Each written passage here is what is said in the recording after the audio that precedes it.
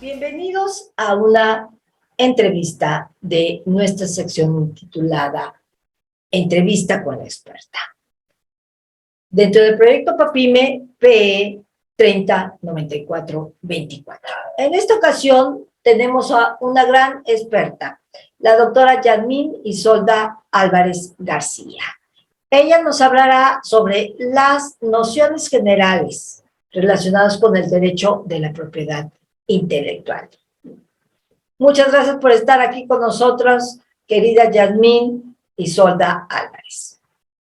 Muchísimas gracias, doctora. Al contrario, un placer. Leeré algo muy breve de su extensa semblanza curricular. Ella es doctora en estudios jurídicos, maestra en Derecho Constitucional, Amparo y Derechos Humanos y también es licenciada en Derecho. Pertenece al Sistema Nacional de Investigadores en el nivel 1 y es miembro del Sistema Estatal de Investigadores desde el año 2020. Cuenta con perfil deseable PRODEP. Ha sido miembro del cuerpo académico consolidado, que actualmente trabaja Derecho, Psicología y otras ciencias.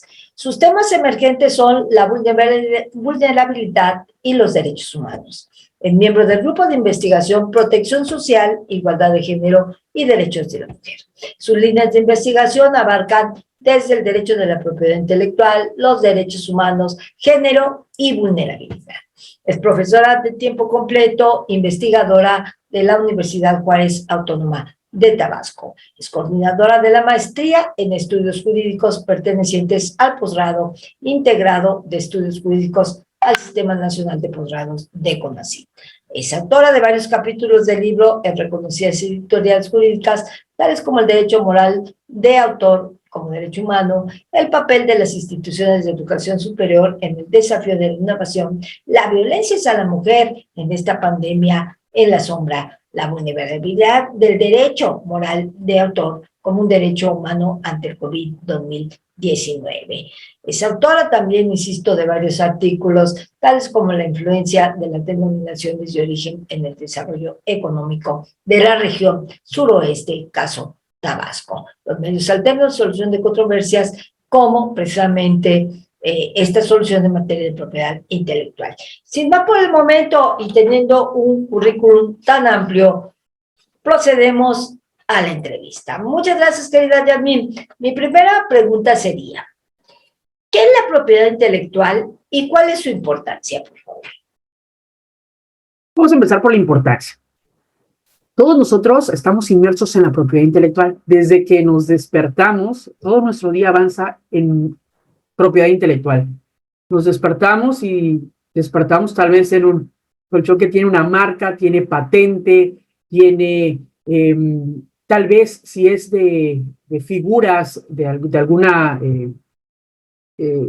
caricatura o algo para los niños, por ejemplo, puede ser también de derechos de autor. Entonces, un producto puede tener muchas cosas de materia de propiedad intelectual sin que nosotros lo sepamos, ¿no? Puede ser que la música, las marcas de lo que nos comemos, porque muchas veces no es el producto en sí, sino es cómo nos engancha, cómo nos atrapa la propiedad intelectual. Cuando nosotros vamos al súper, tal vez las leches sean iguales, pero sin embargo nosotros nos vamos por una marca en específico. Cuando tenemos hambre, lo mismo pasa. O sea, nosotros vamos relacionados con una marca. Tú te dicen, tengo hambre de una hamburguesa, ¿no? Y todos tienen en la cabeza inmediatamente una marca al momento de hablar de un producto. De lo mismo pasa con la ropa, con los vehículos. Dicen, no, pues este vehículo es mejor que el otro. Y todo también lleva lo que son patentes o modelos de utilidad, diseños industriales. Los diseños industriales, desde el que nosotros vemos la suela de nuestros zapatos, o los diseños que tienen nuestras bolsas, la bisutería, pueden ser el diseño que tengan los vehículos, el diseño que tengan los celulares, ¿no? Entonces, antes se usaban unos celulares gigantescos, ¿no? Tamaño de un blog. Y sin embargo, gracias a la tecnología de la propiedad industrial, principalmente lo que son las patentes, hemos visto cómo ha evolucionado hasta tener microchips, nanotecnología, que nosotros lo vemos en aparatos mucho más compactos y más completos. Es una pequeña computadora lo que nosotros traemos. Por ejemplo, hay algunos celulares que tienen hasta 256 560 de memoria, y una computadora de hace 10 años tenía una memoria de 128, 64, 32 gigas y era suficiente para poder trabajar. Entonces, la cantidad de información que estamos manejando, porque no solamente es con los aparatos, sino también con la parte intelectual de los derechos de autor. Cuando nos fuimos a pandemia, que todos nos encerraron, y fue así como que un apocalipsis, lo que nos rescató fue la propiedad intelectual, porque a través de la propiedad intelectual nosotros estuvimos inmersos en lo que era los streaming, con música, con películas. La música también jugó un papel importante tal vez para las personas que pudieron aprender desde varias plataformas que te pueden enseñar desde cómo colocar una ventana, porque tal vez te daba miedo que alguien entrara a tu casa, cómo reparar ciertas cosas, y eso lo hicimos a través de estas plataformas, ¿no? Todo eso es propiedad intelectual. Ahora, ¿qué es la propiedad intelectual? Bueno, a nivel general es el reconocimiento que hace el Estado a los creadores, a los inventores, ¿ok?, de todas las cosas que nos sirven y que nos dan una solución a nuestro día a día. Y además nos dan ciertas prerrogativas que pueden ser de manera económica y de manera personal por un tiempo determinado. En el artículo 28, párrafo 10º de la Constitución, nos habla de que no se consideran monopolios lo que son todo esto de inmerso en la propiedad intelectual.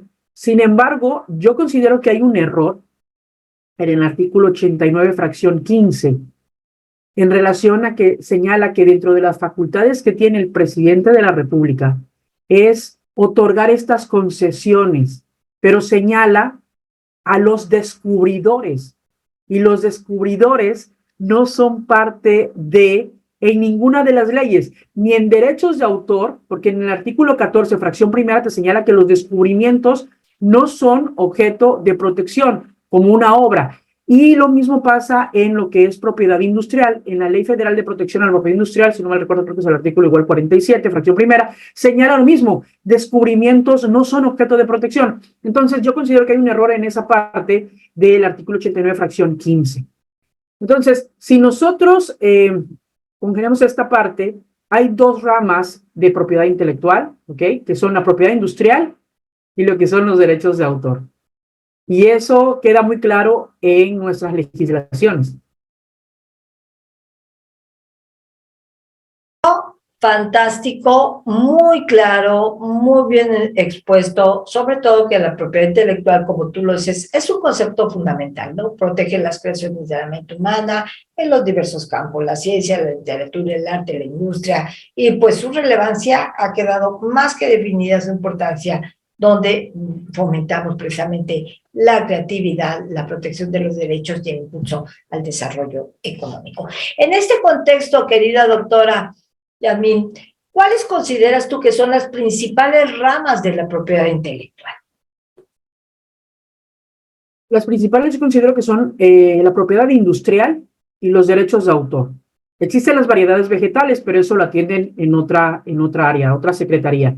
En el caso de la propiedad industrial, es atendida por el Instituto Mexicano de la Propiedad Industrial y va enfocado principalmente a la parte de la competencia, a la parte de los dineros, ¿no? Entonces, en esta parte, la propiedad industrial, pues está, de hecho, había una ley anterior, en el 2020, antes de julio, 1 de julio, que era la ley de propiedad industrial. Y esa ley como que quedó cortita y le fueron metiendo, surgieron nuevas áreas en signos distintivos. Por ejemplo, estaban las marcas, le salieron las marcas notoriamente conocidas y famosas, teníamos lo que eran las marcas colectivas, se agregaron las marcas de certificación, crearon lo que eran los avisos comerciales, ya estaban, lo que eran los nombres comerciales, las denominaciones de origen, implementaron, ya existían las indicaciones geográficas porque a nivel internacional se manejaba esa parte, pero pues ya se le dio un énfasis mayor ahora en esta nueva Ley Federal de Protección a la Propiedad Industrial. Entonces, ya se quitaron esos bis que habían, ¿no? Que era 147 bis 1, 147 bis 2, 3, 4, 5, 6, 7. Entonces, ya con esta nueva ley, haciendo también compatible con el nuevo tratado de entre Estados Unidos y Canadá, bueno, pues se crea esta nueva ley y hace que exista una protección en torno a las invenciones y a los signos distintivos. Entonces, esta parte, pues, es la que más le interesa, pues, a los empresarios, a las personas que tienen un producto que lo quieren comercializar. Porque si tú haces un registro de propiedad industrial y no lo vas a explotar, pues no vale la pena que nosotros realicemos esto, porque se tienen que estar pagando anualidades, se tienen que estar pagando ciertos derechos de mantenimiento. Por el otro lado están los derechos de autor. En el caso de los derechos de autor es mucho menos comercial. Nosotros tenemos los derechos de autor para la parte del reconocimiento de las personas como autores de ciertas obras. Vemos que las obras están ligadas directamente al autor y el autor está ligado a la obra. Si no hay obra, no hay autor, no existe el autor. Si no hay autor que cree, no hay obra. Aunque existen ciertos conflictos en torno a que si los animales empiezan a pintar o la inteligencia artificial empieza a pintar, todavía no resolvemos la parte de las personas físicas, las personas morales, y ya la realidad nos está superando. Entonces, en este caso, lo que es los derechos de autor protegen en sí lo que son los derechos conexos, protegen lo que son los derechos de autor y van también incluidos lo que son las reservas de uso. En el caso de los derechos de autor, por ejemplo, en el artículo 13 de la Ley Federal del Derecho de Autor nos señala un catálogo de todas las obras que pueden ser objeto de protección. Sin embargo, en el artículo 5 nos señala que no es necesario que se lleve a cabo ningún tipo de formalidad. Desde el momento en que nosotros plasmamos nuestras obras en algún soporte que sea tangible a los sentidos, en ese momento nosotros contamos con la protección tanto internacional por el Convenio de Berna como por la Ley Federal del Derecho de Autor. Sin embargo, hay personas que, como desconocen que tienen este derecho, son violentados sin que se den cuenta. Lo vemos en la universidad normalmente, ¿no? Entonces, hay muchachos que empiezan a crear, que empiezan a escribir, y sin embargo, por desconocimiento se lo muestran a algún docente, y el docente puede decir, o algún otro compañero, oye, ese trabajo, yo la verdad lo veo que no vale la pena. Y te empiezan a decir cosas en contra de, y lo sueltan, y al final esta persona toma tu trabajo y entonces lo empieza a reutilizar, y lo empieza a modificar y deformar, y esos son derechos que los autores tienen, que son inmersos desde el momento en que crean esa obra. No necesitan contar con un documento. Sin embargo, Indautor otorga por eso certificados de derechos de autor, que es como un acta de nacimiento. Cuando tú llevas un niño en registro civil, realmente se maneja de buena fe que tú eres el padre de ese menor. Pero si vas a otro estado o a otro municipio, tal vez, bueno, ahorita ya casi no, pero antes sí se daba que presentaban al niño y le cambiaban los nombres o hacían muchas cosas en relación a esa parte. ¿Por qué? Es porque se basaba en la buena fe, no habían pruebas. Lo mismo pasa con derechos de autor. Si tú llegas con esa obra y dices, es mía, Indautor te cree y te da el certificado de derechos de autor. En cambio, en lo que es propiedad industrial, existe un estudio minucioso, existe el examen de forma y el examen de fondo, y tarda de 6 a 8 meses en ser otorgado ese derecho, porque esos son derechos constitutivos. En cambio, en derechos de autor, puedes incluso obtenerlo en 2 horas. Vas al registro express en ventanilla y llegas a las 9:30 y a la 1:30 tú ya tienes tu certificado. Sin embargo, al momento de resolver, te da mucho más certeza jurídica propiedad industrial que derechos de autor. Muy, muy clara, muy concisa, querida doctora. Y obviamente, pues la propiedad intelectual va a estar relacionada, como tú lo dijiste certeramente, con las creaciones de la mente. Las patentes, el derecho de autor, las marcas, los diseños industriales, las indicaciones geográficas y los secretos comerciales. Entonces, para continuar con nuestra entrevista, ¿pudiera ser tan amable en indicarme qué vamos a entender por marca registrada y cómo se obtiene? Las marcas registradas pertenecen al área de propiedad industrial. En esta área nosotros hacemos una solicitud al instituto de ciertos productos o servicios. Existe lo que es la clasificación de NISA. En la clasificación de NISA están de la 1 a la 34 en productos y de la 35 a la 45 en servicios. Y nosotros tenemos que hacer un listado de los productos o los servicios que queremos proteger. Entonces, en base a eso, nos vamos a la clasificación de NISA y nos va a decir tal vez que no solamente es una clase donde nosotros vamos a hacer el registro, sino existen varias clases. Nosotros tendríamos que ponderar cuál es la que nos va a dejar en ese momento un mayor ingreso para que posteriormente podamos hacer los registros de las siguientes. Nosotros tenemos que hacer una solicitud al Instituto Mexicano de la Propiedad Industrial, tenemos que pagar los derechos y entonces nosotros en este momento vamos a entrar a un examen de fondo, que van a revisar que toda la documentación, los productos que estamos colocando pertenezcan a esa clase y si no pertenecen, nos van a mandar un requerimiento señalando que estamos colocando un producto o un servicio que no corresponde a esa clase. Posterior a eso, si todo sale bien, nos van a mandar un examen de fondo, donde van a revisar que no exista absolutamente nada similar o parecido al signo distintivo que estamos solicitando.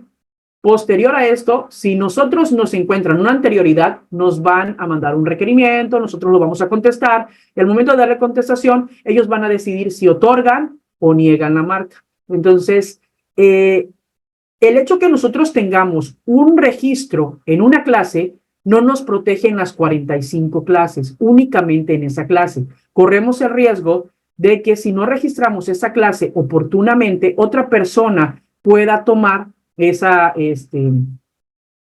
marca y poderla registrar. Se han dado casos en donde también hay situaciones con el instituto en el que, por ejemplo, uno solicita el registro para una marca, para unas bolsas, ¿no? Clase 18, y sin embargo el instituto nos cita la clase 25, porque son sombreros, porque es ropa, porque son zapatos. Entonces, a veces eso retrasa nuestros trámites de registro. Pero al momento en que nosotros tenemos este registro, no queda ahí. Ahora se implementó que a partir del 2018, y que eso ha sido un problema grandísimo, por lo que yo he visto aquí en Tabasco, ¿no? En el cual las personas no se les dice que no solamente son 10 años, sino que hay que pagar una declaración de uso cada 3 años, y si no pagas esa declaración de uso cada 3 años, entonces tu marca se pierde y se convierte en dominio público y no tiene que notificarte al instituto de esta situación. Entonces, ahorita nos tocó, por ejemplo, ir a Comalcalco, Tabasco, un lugar donde hacen chocolate, donde hay cacao y demás, y la mayoría de los productores contaban ya con una marca. Sin embargo, al momento de hacer la búsqueda, porque se hace a través de Marcanet, la búsqueda fonética, tal como suena, no como se escribe, se hace la búsqueda de estas marcas y se encuentra que fueron otorgadas después del 10 de agosto del 2018. Entonces, todas esas marcas se perdieron y hay que iniciar el trámite otra vez de inicio y pueden correr el riesgo de que no se otorguen. Entonces, es importante. Realmente muy importante este tema de las marcas registradas, que como tú lo dijiste, es un signo distintivo que permite identificar productos o servicios de una empresa, ¿no? Entonces, cuando se registra una marca, pues se convierte en un activo intangible, tanto para la empresa y se extiende, obviamente, su protección a nivel nacional. Entonces, ¿cómo vamos a proteger las creaciones de la mente, como son las invenciones y las obras literarias, querida doctora Yani? Aunque están en el mismo artículo 28 de la Constitución y nos señalan que abarca lo que son las creaciones y lo que abarca lo que son las obras, también nos señala que existen leyes que rigen cada una de estas áreas. Recordemos que la Ley Federal de Protección a la Propiedad Industrial protege lo que son las invenciones. Y por el otro lado tenemos lo que son los derechos de autor, que protegen las obras. Entonces, al final está regido por la Ley Federal de Derechos de Autor. En el caso de las invenciones, tienen un proceso mucho más detallado que lo que son los derechos de autor. En derechos de autor es muy sencillo, como ya mencioné, cuando nosotros hacemos las obras y las plasmamos en un soporte material, porque es importante porque el indautor no protege las ideas.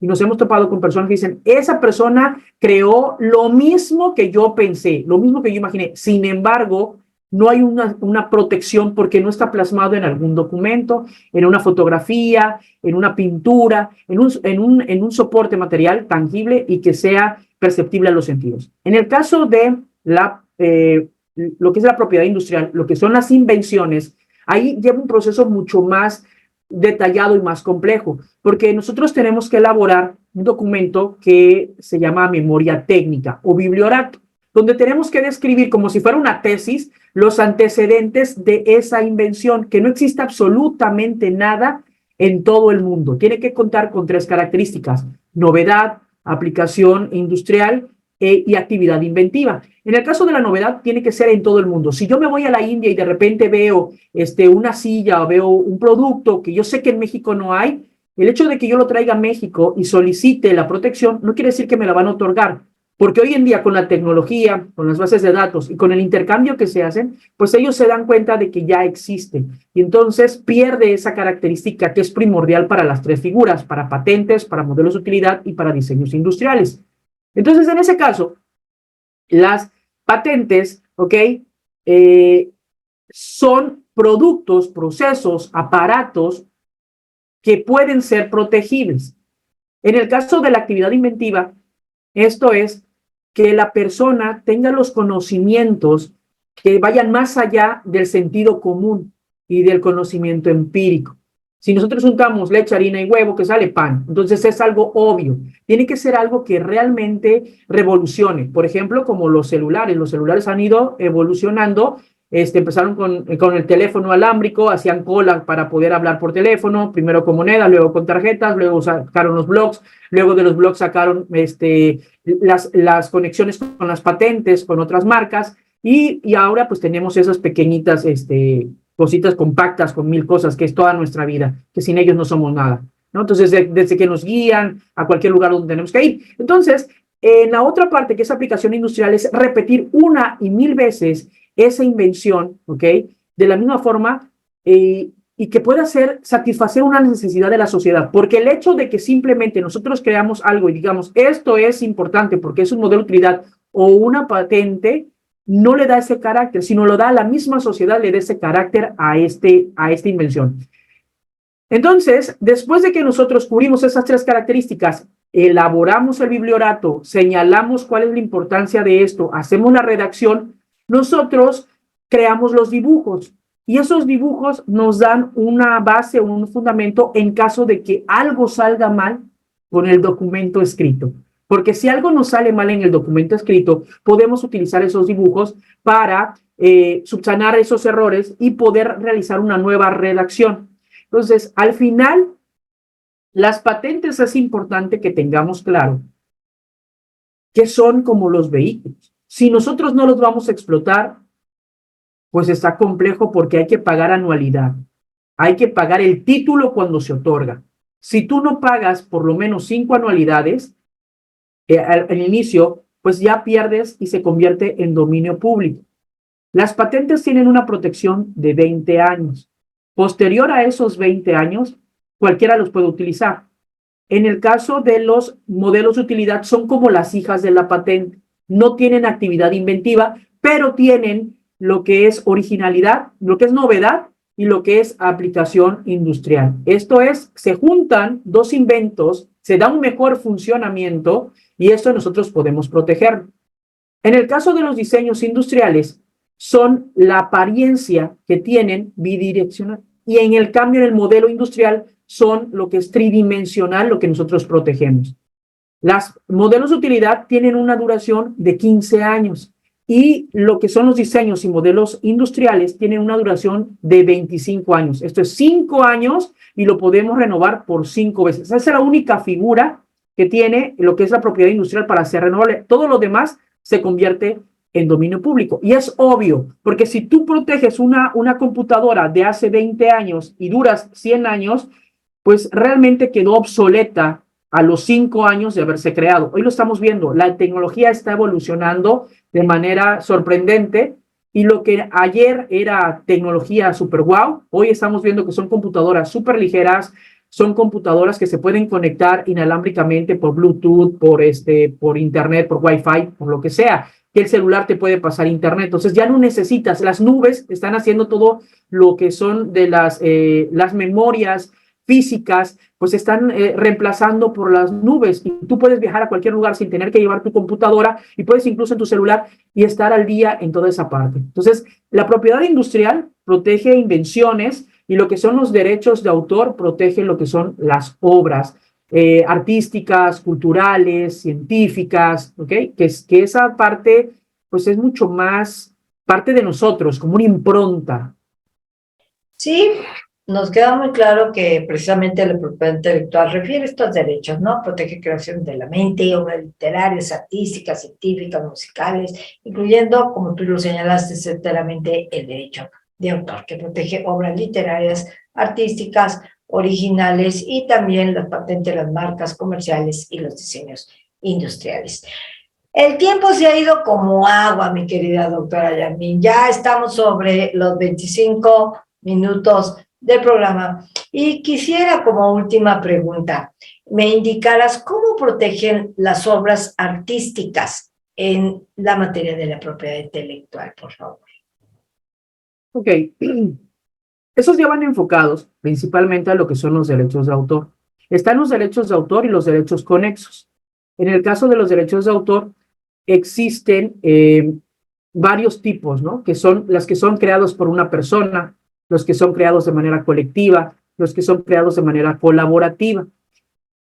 Aquí hay un conflicto, ¿no? En esta parte de la protección de las obras. Normalmente los únicos que, bueno, que es regla general. Las personas físicas son las únicas que pueden crear cualquier tipo de obra.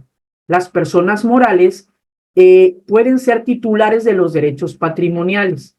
Entonces, al momento en que las personas solicitan la certeza jurídica mediante un documento en indautor para que les dé un certificado que los avale como los padres de esa obra, desde ese momento ellos pueden disponer de dos tipos de derecho: lo que son los derechos morales y lo que son los derechos patrimoniales. Los derechos morales van ligados a los derechos inmersos a la persona, derechos de paternidad, que sea reconocido como autor de esa obra, el derecho de evitar que otras personas modifiquen su obra, el derecho de decidir cómo va a divulgar su obra o si se va a quedar inédita, el derecho de repudio en el caso de que ya no esa obra no sea verdaderamente de él y digan que es de él. Entonces, ciertos derechos que no se le pueden quitar a esa persona. Los derechos morales son perpetuos al autor. Entonces, esos derechos, aunque el autor muera, va a continuar. Es decir, la obra de Beethoven siempre va a ser la obra de Beethoven. El hecho de que se muera, no hay un tiempo que digas ya no va a ser de Beethoven. Se convierte en dominio público y cualquiera lo puede utilizar. En el caso de los derechos patrimoniales, pueden ser que el autor se quede con esos derechos patrimoniales o los transmita a sus herederos o alguna otra persona a través de una licencia o a través de una cesión de derechos. En el caso de estos tipos de transmisión de derechos, se tiene que hacer de manera escrita, tiene que ser onerosa y tiene que tener un tiempo. Normalmente el artículo 33 nos señala que son 5 años, a menos que se demuestre que sea una obra donde se haya invertido muchísimo, entonces se le agrega 15 años. Cuando nosotros trabajamos de manera colaborativa, que somos de colaboración remunerada, hay dos tipos. Lo que es la parte de prestación de servicios, que está regido por el artículo 83 de la Ley Federal del Derecho de Autor, y lo que es a través de un contrato individual de trabajo, que es a través del artículo 84. Entonces, en el artículo 83 nos señala que nosotros celebramos un contrato de prestación de servicios y esta persona va a reconocer la propiedad intelectual de la persona que está encargando esa obra. Y tiene que constar que esa persona se le pagó para realizar esa obra y se tienen que dar las indicaciones específicas de qué es lo que queremos que desarrolle. Entonces, teniendo todo eso, nosotros podemos solicitar a indautor el registro de la obra, agregando este documento para las personas morales o las personas físicas que encarguen una obra, ¿sí? Pero tiene que ser también respetando los derechos morales de este autor. En el caso en el contrato colectivo individual, el patrón especifica si los derechos de autor van a ser 100% del patrón o si van a ser 50-50 y si no se especifica, van a pertenecer al trabajador. Sin embargo, cuando él quiera comercializar esos derechos, al primero que se lo tiene que ofrecer es al patrón. Entonces, hay ciertas características que marca la ley que nosotros desconocemos. En algunos casos, nosotros tenemos algún problema ahorita en la universidad que, por ejemplo, para las tesis, están señalando una carta que marca que con fundamento en el artículo 83, los muchachos tienen que ceder al 100% los derechos de la universidad por 20 años. Pero no es un contrato de prestación de servicios, porque los alumnos no están contratados para hacer esas obras. Entonces, ahí hay una confusión, yo creo que por parte del área jurídica, en donde no entiende la naturaleza jurídica de los derechos de autor y que se tiene que proteger a los autores en este caso. Y lo que pudiera ser sería lo que se me ha manejado toda la vida, una carta de autorización en el cual permites que la universidad lo suba a los repositorios, lo publique de manera digital, física, y que pueda dar a conocer esta obra, ¿no? Y no es esa parte, porque si, por ejemplo, al final el estudiante realiza un muy buen trabajo y quiere publicarlo, no lo va a poder hacer, porque ya se dio todos los derechos. Entonces, ¿qué interés tendría el estudiante de querer publicar su libro si al final él no se va a ver beneficiado? Y al final, pues, la parte de que se le remunere a las personas que están creando obras es importante. Hace unos años salió un comercial de donde salían varios artistas que decían, si le pagas al taquero, si le pagas al taxista, ¿por qué no pagas derechos de autor? Y desgraciadamente México es un país en el cual la piratería está a la orden del día, ¿no? Entonces el saber cómo quitarle candados a ciertas cosas y no reconocer que es un trabajo de alguna persona, el que se haga más fácil, por ejemplo, hacer contratos, el que te haga más fácil, el que tú puedas aprender a través de una aplicación algo, y que eso generó que esa persona dedicara ese tiempo, pues tenemos que hacer conciencia, ¿no? En una parte, para que nosotros podamos regresarle a estas personas lo que nos están dando de alguna forma. Muy claro, muy actual, muy con casos precisos y bien definidos. Pues mi queridísima doctora Yasmín, espero que no sea una sola vez, sino que podamos contar con tu presencia en una segunda entrevista con una verdadera experta conocedora de este tema tan importante. La Universidad Nacional Autónoma de México, a través del proyecto APAPIME PE 309424, modelo de aprendizaje proactivo del derecho, plataforma EJA, otorga la presente constancia a la doctora Yasmín Isolda Álvarez García por su destacada participación en la sección denominada Entrevistas con expertos, en la que se abordó el tema Nociones generales sobre el derecho de la propiedad intelectual, llevada a cabo hoy, 3 de julio del 2024, en la Facultad de Derecho vía remota. Recibe la firma del corresponsable, el doctor Roberto Patiño Maffer, y la de la voz, la responsable, la doctora Ana de los Ángeles Robles.